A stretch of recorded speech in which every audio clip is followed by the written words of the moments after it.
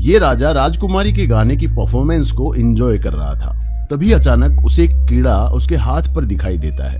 राजा उसे मारना चाहता था, लेकिन कीड़ा राजा के दिमाग को पड़ रहा था और वो राजा के आदेश के अनुसार लेफ्ट हैंड से राइट हैंड पर कूद रहा था। छोटा कीड़ा राजकुमारी की परफॉर्मेंस से ज्यादा इंटरेस्टिंग था।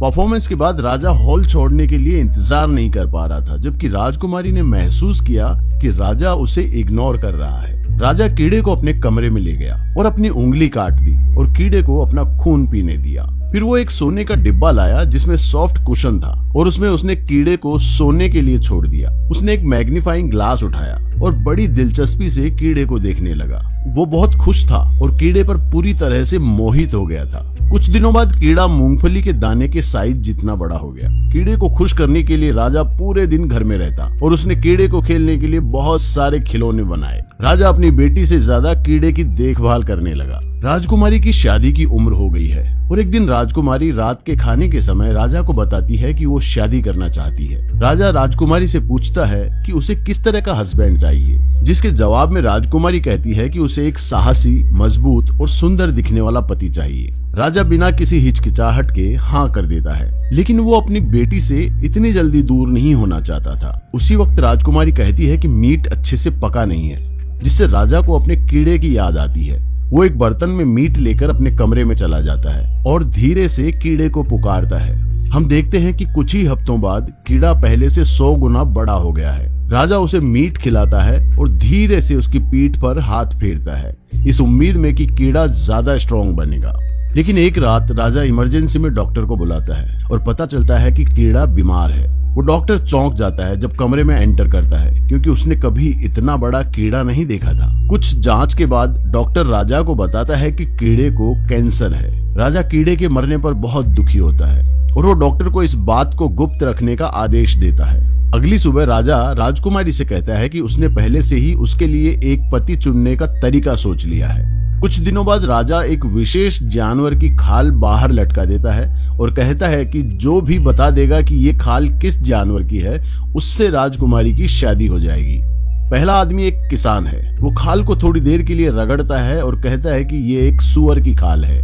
दूसरा आदमी एक व्यापारी है। वो इसे बहुत ध्यान से देखता है और कहता है कि ये एक पेड़ की छाल है। वो सभी गलत जवाब देते हैं, जिससे राजा बहुत खुश होता है, क्योंकि वो नहीं चाहता था कि उसकी बेटी उसे छोड़कर चली जाए। तभी एक अच्छा सा, सुंदर सा दिखने वाला योद्धा आता है, जो राजकुमारी को पहली ही नजर में पसंद आ जाता है। वो राजा से इस तरह के टेस्ट को रोकने के लिए कहती है और पूछती है कि ये किस जानवर की खाल है। राजा राजकुमारी को उत्तर देता है। राजकुमारी अपने पिता का जवाब सुनकर परेशान हो जाती है जब उसे ये पता चलता है कि ये एक कीड़े की खाल है, और यही कारण था कि इसका कोई सही जवाब नहीं दे पाया था। योद्धा भी गलत साबित होता है। उसे लगता है कि ये एक विशाल समुद्री गाय है। अचानक एक बदसूरत सा दिखने वाला राक्षस वहां आता है, जिसको गार्ड्स रोक लेते हैं, पर राजा निष्पक्षता दिखाते हुए उसे टेस्ट में भाग लेने की परमिशन दे देता है, क्योंकि राजा को विश्वास है कि ये बेवकूफ सा दिखने वाला राक्षस सही उत्तर नहीं दे पाएगा। राक्षस खाल के पास जाता है, उसे ध्यान से सूंघता है और फिर तुरंत सही उत्तर दे देता है। राजा शॉक्ड है और राजकुमारी इतनी डरी हुई है कि आंसू भरी आंखें लिए हॉल से बाहर भागती है और अपने आप को खत्म करने की धमकी देते हुए वो महल के टॉप पर पहुंच जाती है। लेकिन राजा का कहना है कि एक राजा के रूप में वो अपनी बात से पलट नहीं सकता। अपने पिता की इज्जत रखने के लिए राजकुमारी राजा की बात मान लेती है और रोते हुए महल से बाहर निकलती है, जहाँ वो राक्षस से मिलती है। वो राजकुमारी का हाथ थामकर अपने घर की दिशा में निकल जाता है। कई घंटों तक चलने के बाद नाजुक राजकुमारी थककर जमीन पर गिर जाती है। राक्षस को राजकुमारी की हालत पर दया आ जाती है और वो राजकुमारी को अपनी बाहों में उठाकर पहाड़ चढ़ने लगता है। वो दोनों पहाड़ों की चोटी पर एक गुफा में पहुंचते हैं, जो राक्षस का घर है। राजकुमारी वहां जानवरों की हड्डियां देखकर डर जाती है और वहां से भागना चाहती है, लेकिन वो जानती है ये पॉसिबल नहीं है। अब वो बस बैठकर महल की ओर देखती रहती है। राजकुमारी वहां से भागने की उम्मीद छोड़ देती है, लेकिन एक दिन राक्षस शिकार करने के लिए बाहर जाता है। तभी राजकुमारी को एक औरत दिखाई देती है, जो पहाड़ के दूसरी तरफ जड़ी बूटियां इकट्ठा कर रही है। राजकुमारी उस औरत से मदद मांगती है। वो औरत उसे बचाने के लिए तैयार तो हो जाती है, लेकिन वो अकेला ऐसा नहीं कर सकती।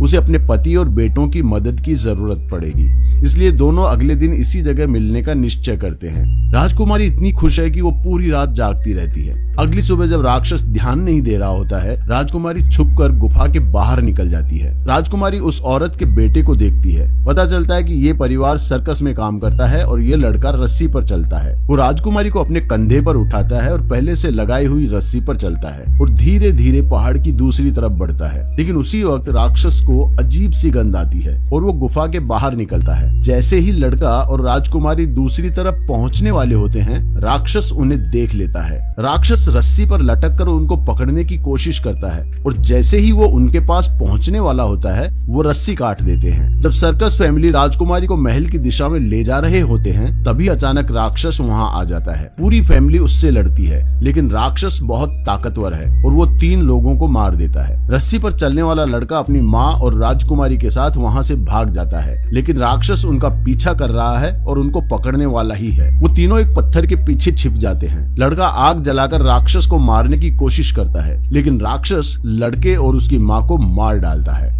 डरी हुई राजकुमारी भागती है, लेकिन एक डेड एंड पर पहुंच जाती है। वहां से उसे आगे भागने का कोई रास्ता नहीं मिलता। राक्षस उसको पकड़ लेता है और उसका गला दबाकर उसे मारने की कोशिश करता है, लेकिन मार नहीं पाता क्योंकि राक्षस को उससे प्यार हो गया था। राजकुमारी भी राक्षस से प्यार का नाटक करती है और मौका पाकर राक्षस को मार देती है। महल में राजा कीड़े और अपनी बेटी से दूर होकर बहुत दुखी और बीमार है। तभी उसको बताया जाता है कि उसकी बेटी वापस आ गई है। राजा राजकुमारी से मिलने जाता है और उसकी ये हालत देखकर बड़ा दुखी होता है। अगले दिन राजा अपना राज्य राजकुमारी को सौंप देता है और पूरा राज्य सेलिब्रेट करने के लिए वहां जमा हो जाता है। मूवी यहीं खत्म हो जाती है।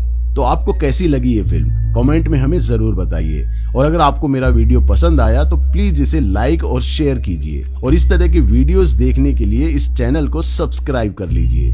देखने के लिए थैंक यू। मिलते हैं नेक्स्ट वीडियो में।